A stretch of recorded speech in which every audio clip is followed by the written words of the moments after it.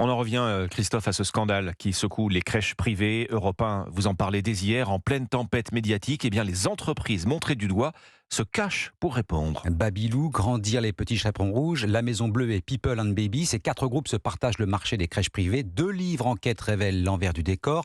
Le premier sort aujourd'hui, un second sera publié demain. Dans les deux cas, ils dénoncent un système plus soucieux de rentabilité que de bien-être pour les tout-petits.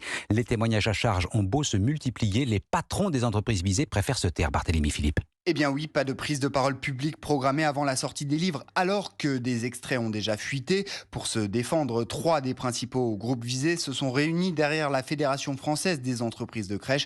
Contactée par Europe 1, celle-ci a transmis ses éléments de réponse soigneusement préparés avec l'appui d'un cabinet de conseil en communication de crise. Un communiqué a également été publié hier soir. La Fédération tient avant tout à rassurer les parents. Ces incidents sont des exceptions. Ils ne reflètent pas la réalité vécue par les 100 000 enfants inscrits dans les établissements ciblés.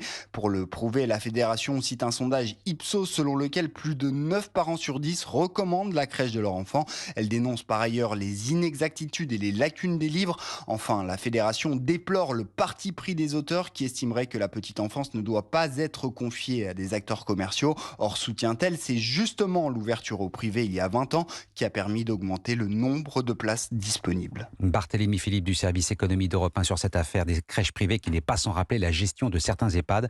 La France insoumise renouvelle sa demande de création d'enquête parlementaire. La ministre des Solidarités et des Familles, Aurore Bergé, promet des contrôles renforcés ce matin dans Le Parisien.